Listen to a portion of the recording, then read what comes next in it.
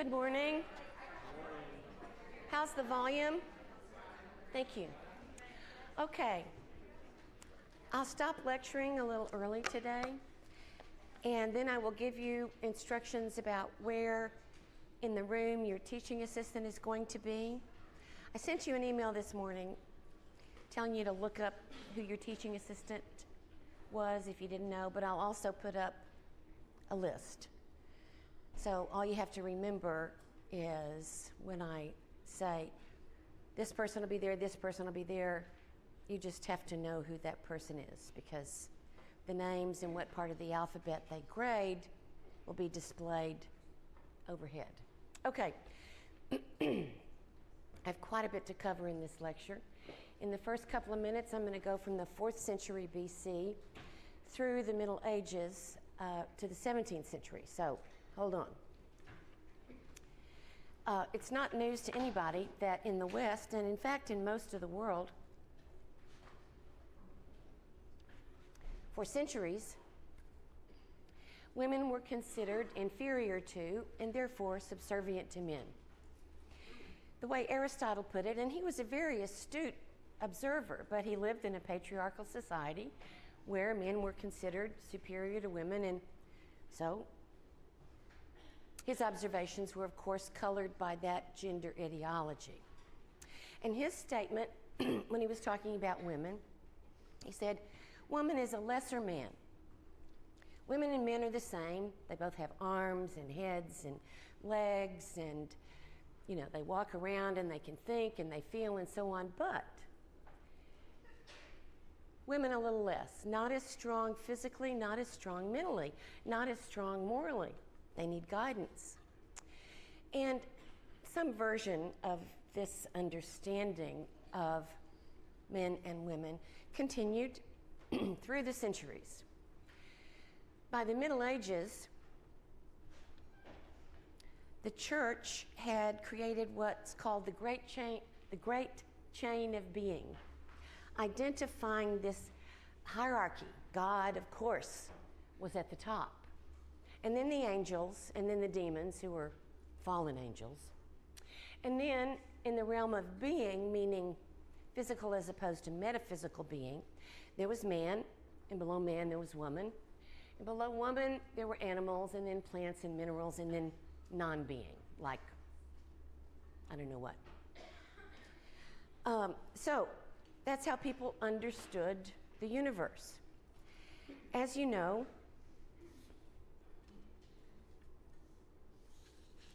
there was a fairly anti-sexual, fairly anti-woman bias in the Western Christian Church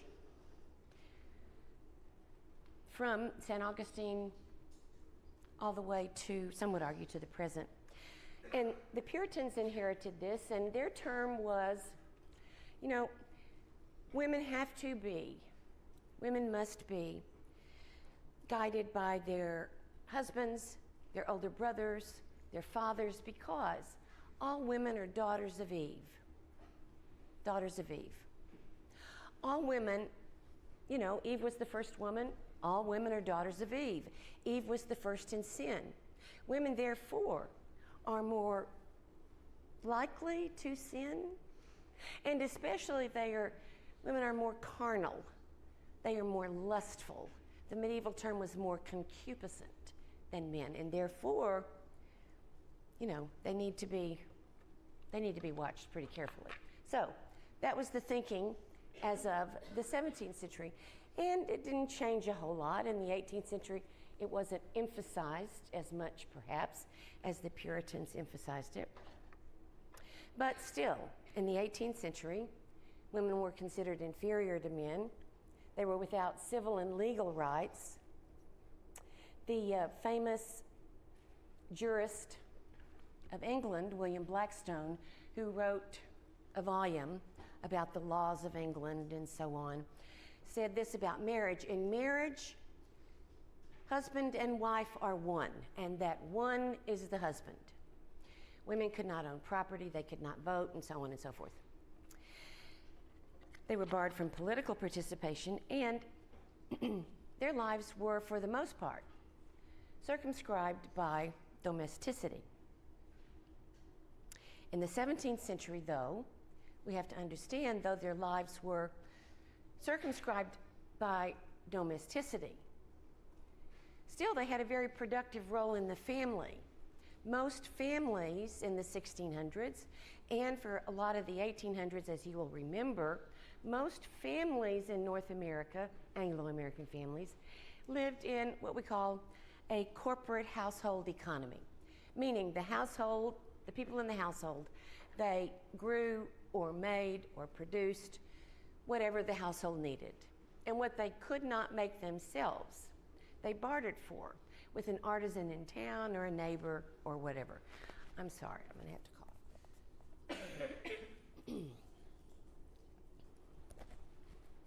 And in this corporate household economy, women had a very productive role.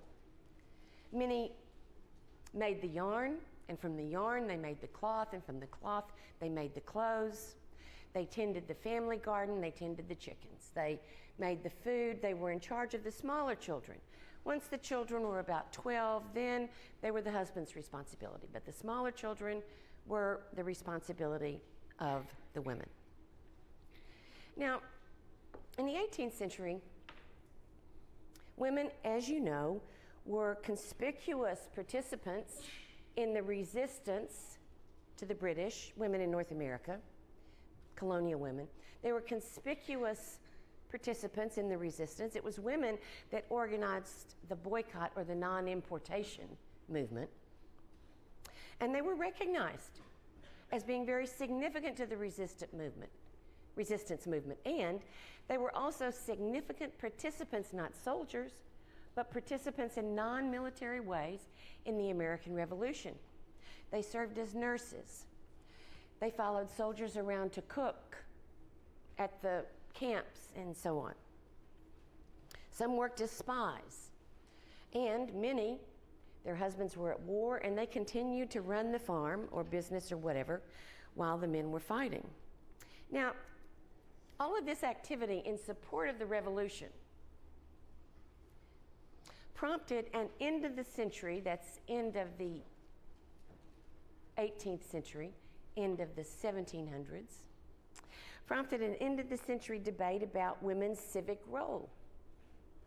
And an articulate minority of Anglo-American women, and some men, like Benjamin Rush, the signer of the Declaration of Independence, the physician from Philadelphia, began to talk about it was important in recognition of women's contribution to the freedom movement and to the American Revolution, that they should have more opportunities for political participation, more political liberties. And they should also have more opportunities for education. At this time, women in the North, most everybody was taught to read. Not so much in the South, but most everybody was taught to read. But after learning how to read, education for women was considered absolutely unnecessary. Thank you. Why does it do that? Now, is that where I want to be? Come on, come on. Women in colonial America. Okay. It was also around this time that women like Judith Sargent Murray, you've read an excerpt of her writings, here in the New United States, and a little before Judith Sargent Murray's writings, Mary Wollstonecraft in England, they were writing about, you know, women aren't lesser men. Women can think clearly, women can read, women can reason. And they were writing very respectfully, but very earnestly about women had talents. They should be able to use their talents, and it wouldn't hurt the nation at all if people with talents, including women, could use them. But no, that didn't happen. Instead, Republican motherhood. A scholar named Linda Kerber has written a whole book about Republican motherhood. Quoting from that book, she said, "Motherhood was discussed almost as if it were a fourth branch of government, a device that ensured social control in the gentlest possible way. If the Republic indeed rested on responsible motherhood, prospective mothers needed to be well informed and decently educated." So, curiously, Republican motherhood, this notion that woman's civic role is to remain in the home and raise the children to be virtuous citizens. But that in some ways very confining idea about women's civic participation became the vehicle by which many advocated for expanded educational opportunities for women. Now, of course, what women had in mind was political equality, but no, that was not going to happen. New Jersey, for a couple of years, allowed women to vote, but no other state. And New Jersey was criticized for this. This is outlandish. So, again, quoting Linda Kerber, restricting women's politicization was one of a series of conservative choices that Americans made in the post-war years as, listen to this, as they avoided the full implications of their own revolutionary radicalism. You remember people talking about slavery as a monstrous inconsistency. Well, some women thought, well, you know, us not being able to participate in the politics of the nation, that doesn't fit with our egalitarian rhetoric, but that was a bridge too far. I mean, ending slavery was a bridge too far. Y'all okay back there? Okay. Ending slavery was a bridge too far for Southern slave owners who depended upon slavery in their terms. It was a necessary evil. Northern farmers and workers who had a more diversified economy, and their economy did not depend as much on slavery, within the next 10 or 20 years did abolish slavery in every single state north of the Mason-Dixon line. But ending slavery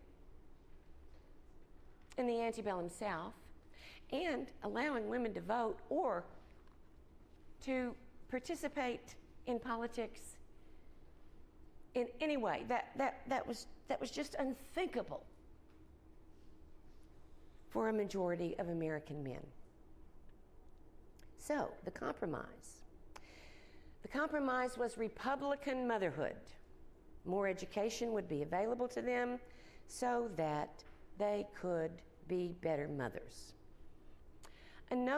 Judith Sargent Murray was a notable proponent of more education for women.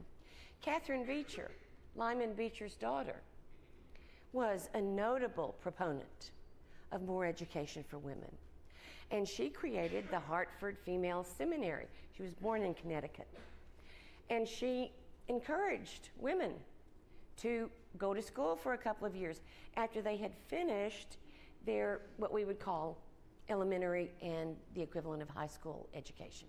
But then to return to the home, because Catherine Beecher, although she encouraged and facilitated more education for women, she absolutely was devoted to the notion that the idea of more education was so that women could be better mothers and homemakers. She wrote a number of articles on the importance of homemaking.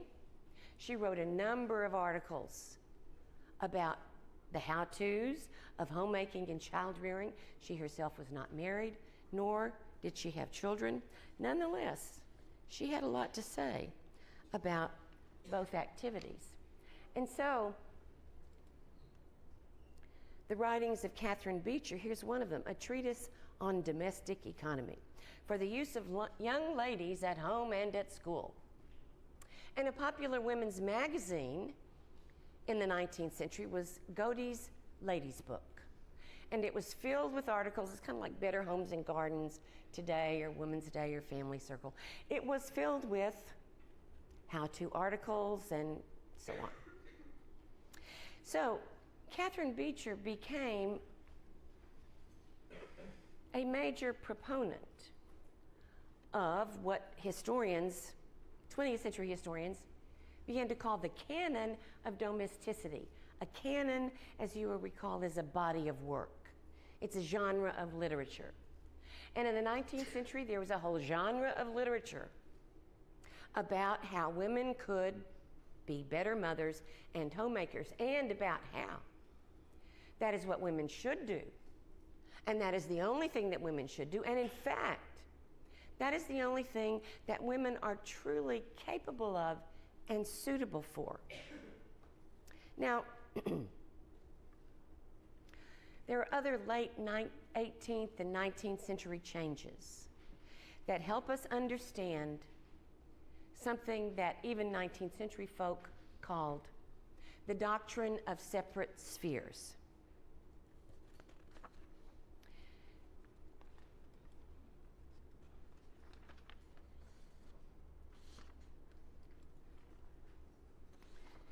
The rise of merchant capitalism, that is the market economy, followed by industrialization, this destroyed the integrated home, the corporate household. And so, as there were cotton textile mills to spin cotton and to make fabric, and as there were factories that canned food, and as there was more commercial farming of vegetables, as well as rice and indigo, and then later cotton, many of women's traditional duties in the corporate household economy were gone. Now, another thing that happened is that the geography of where men and women did their work changed. Increasingly, men left the home to do their work. Now think about this. In the 17th and 18th century, everybody worked at home. Husband, wife, children helped. They worked at home. And they went to church on Sundays. And they might go to meetings or whatever. Some men could vote, but they had to be property owners. And many men were not property owners. And so, who participated politically was defined as much by class as it was by gender. That was the case through the 1600s, the 1700s, and the early 1800s. But many men moved from a family farm and began to invest in commercial agriculture, sometimes by moving west. Increasing numbers were leaving the family farm or the home craft shop to work at separate shops, to work in offices, sometimes to work in factories. Even women, in the early stages of industrialization, women followed the traditional occupation of making yarn or cloth to the factory. These were the mill girls that you read about in Foner's book. But they worked in the cotton textile mills and lived in sort of a dormitory for 2 or 3 years and then returned home to find a suitor and to marry and to be a wife and a homemaker. This was an interim thing. And of course, men's work was increasingly outside of the home. And then there was political democratization, the expansion of the franchise that I've talked to you about.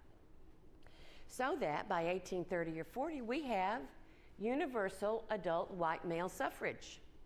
That means that who can participate, who can vote, who can join political organizations, and so on and so forth, that's not determined by land ownership, or shall we say class. That is determined almost exclusively by gender. So the men can participate in the body politic, the women must stay at home. And of course, with antebellum reform, most antebellum reformers, most conspicuous antebellum reformers were men. There were important exceptions like Dorothea Dix and the New York Female Moral Reform Society, and women abolitionists. But you see, the New York Female Moral Reform Society and the women abolitionists, they're breaking the rules in what they're doing. And they're often getting roundly, soundly criticized for what they're doing. But they are the first Anglo-American non-working class women to be active outside the home in anything other than a missionary society or a church organization.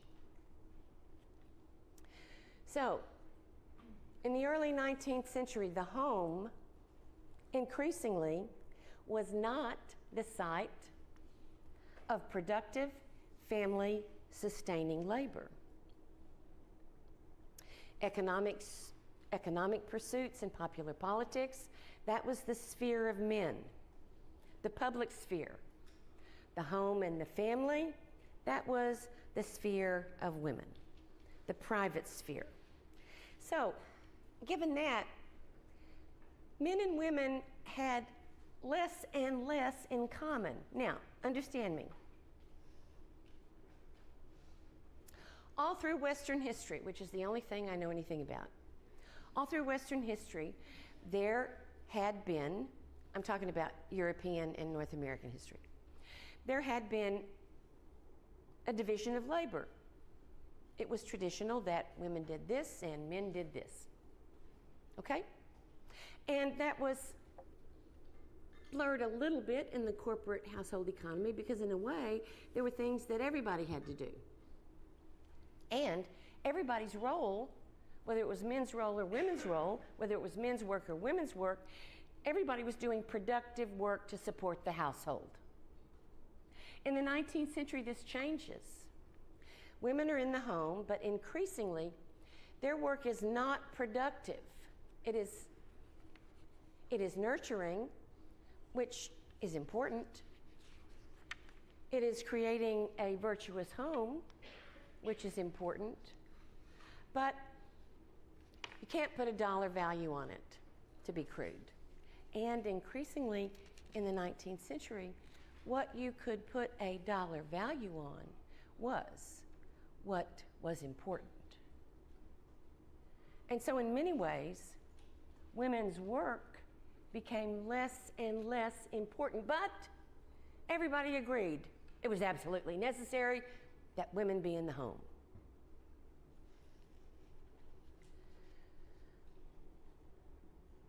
Home became understood to be a place of restoration for men. Poor things. Every day they went out into the marketplace, which is competitive. And the political world is competitive and crude. And so it was important that in the evening, they could return home to calm and sweetness. It was a place of restoration. Home, sweet home. Now, this separate spheres notion was further bolstered by a change in medical thinking about the differences between men and women. Okay? Now, as I said, for centuries, people had believed men and women are the same, but woman is a lesser man, not as smart, not as strong, so on. But in the late 1700s and in the early 1800s, increasingly, medical science began to emphasize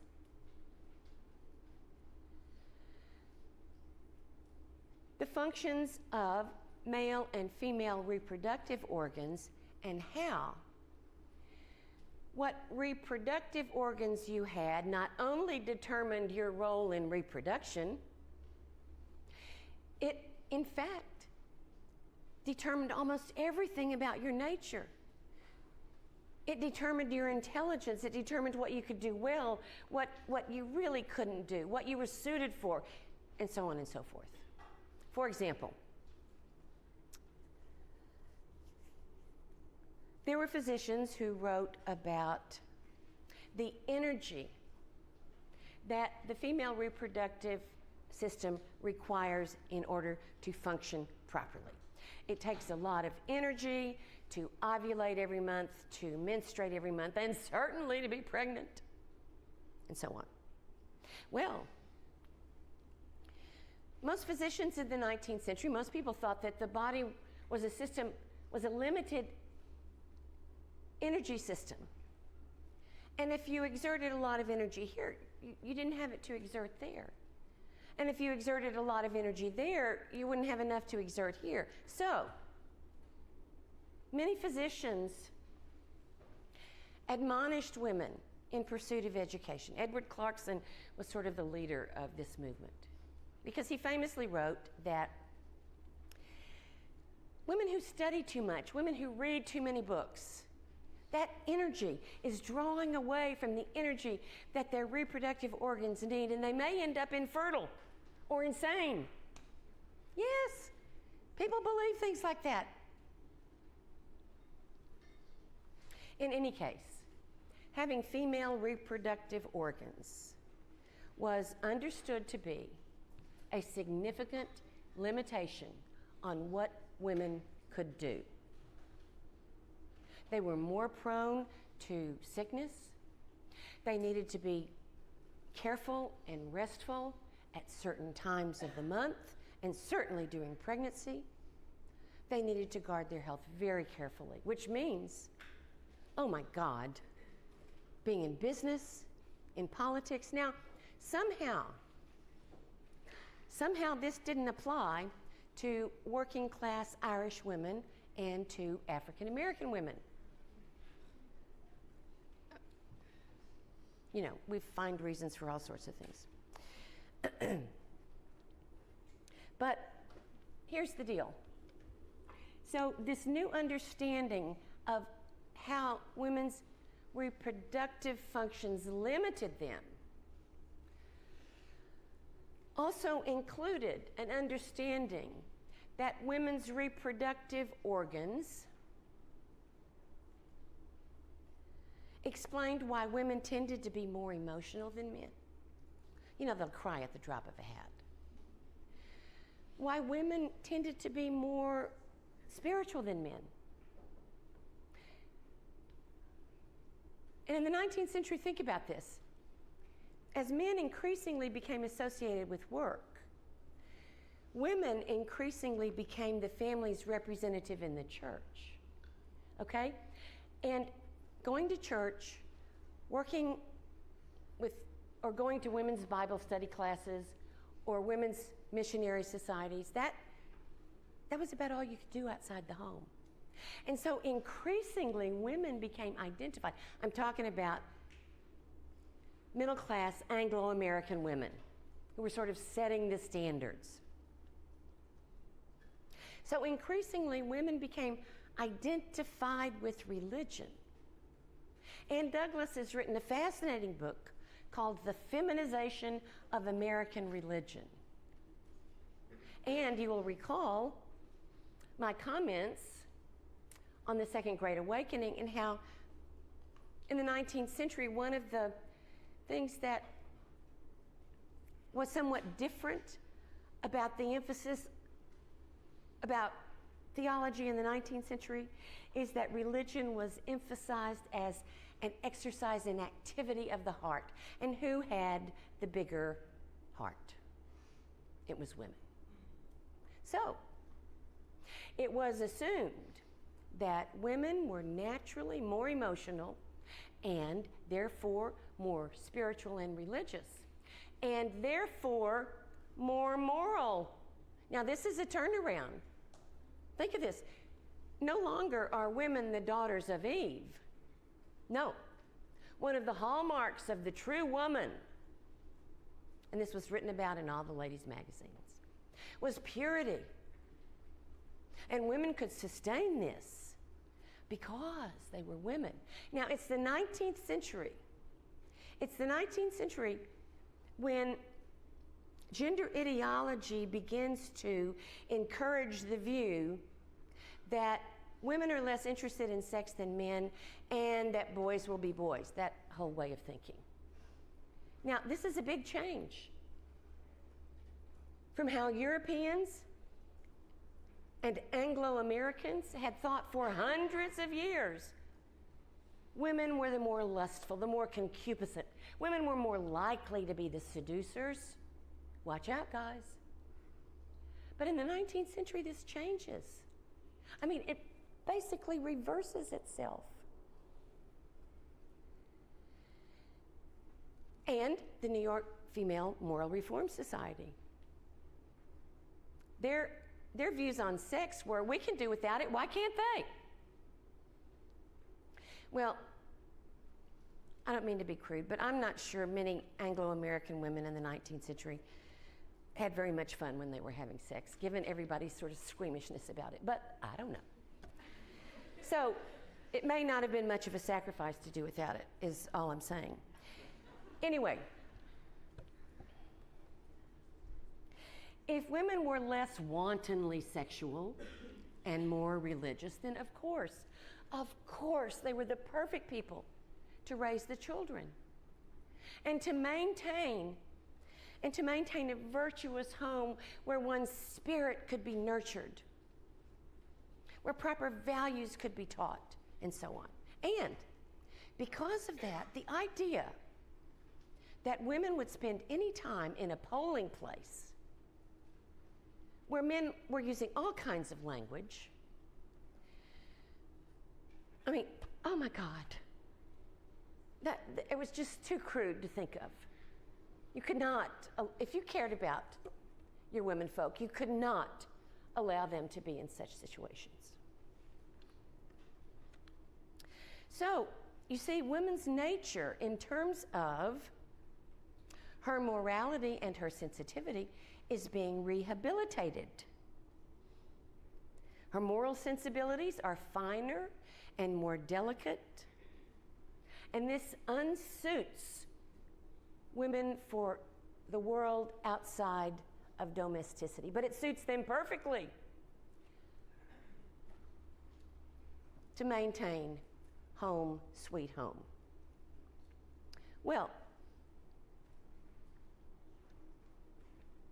so the trade-off to women's confinement in the home was the elevation of women's spiritual nature and the romanticization of motherhood and domesticity. But here's what happened.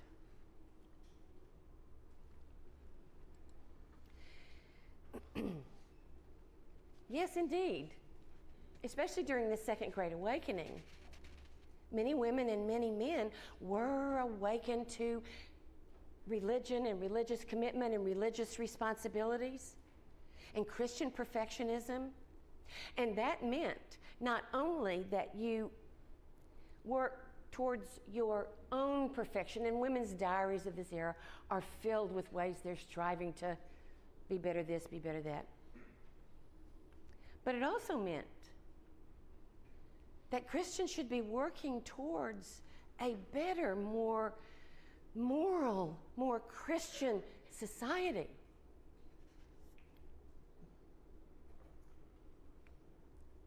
So, women being more religious think, well, I mean, I know I belong here in the home, but I mean, the kids are at school, and I really need to do something to make our community better. And so some women organized church societies, and they would deliver Bibles or little sermonettes to people in poor parts of town. And then things like that kind of increased, and so you get the New York Female Moral Reform Society, and women are going to brothels to convert the prostitutes.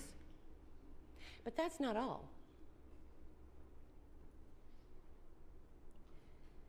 There's Dorothea Dix, and there are women working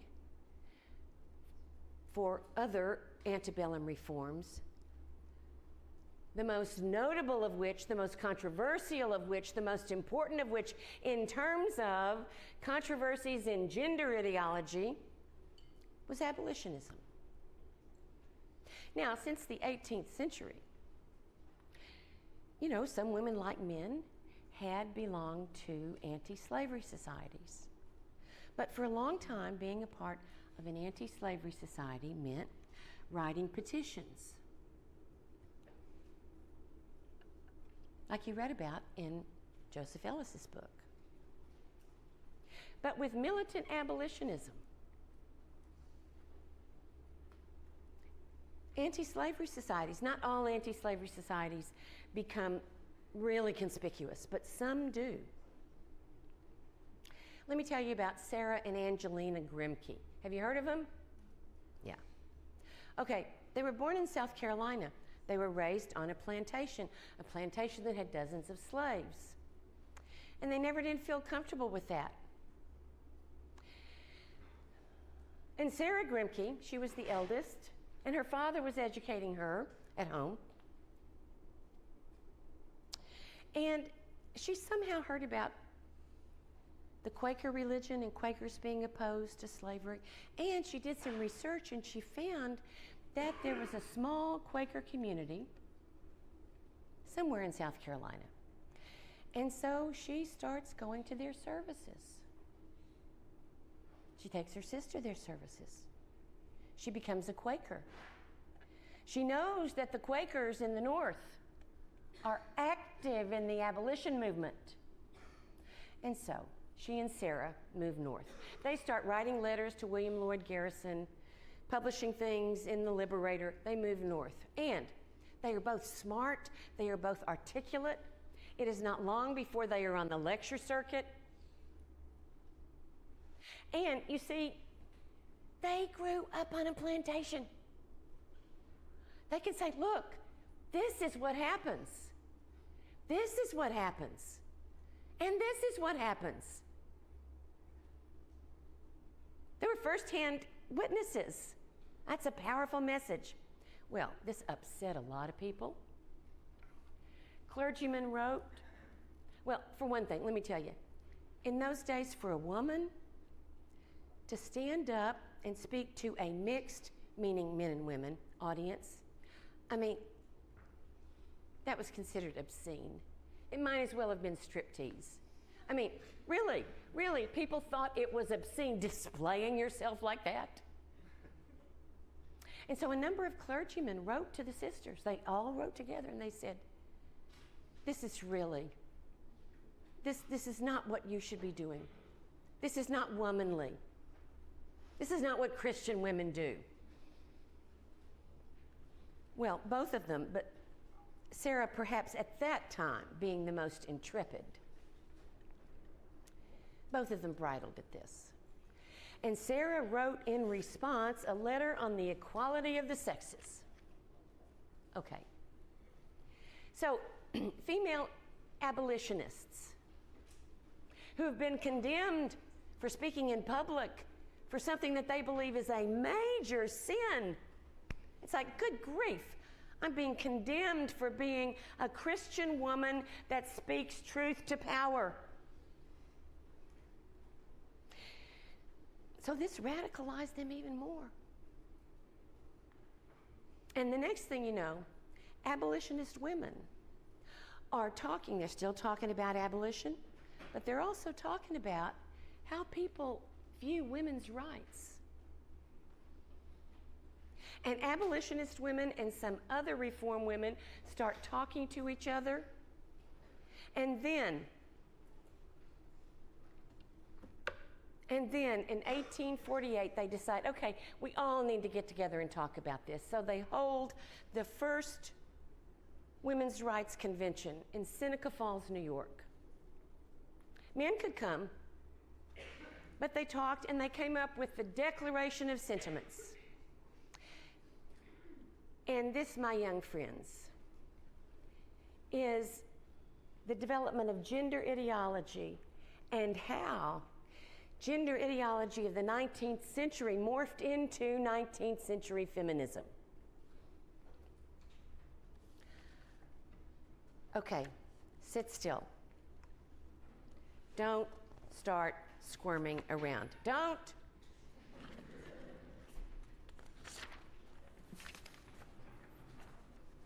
Okay. Ted Banks, where do you want to be? Ted Banks is up here. Sheena Cox is here. Stephanie Coix is back there. Sarah Zavaleta is back there. I have the makeup exams.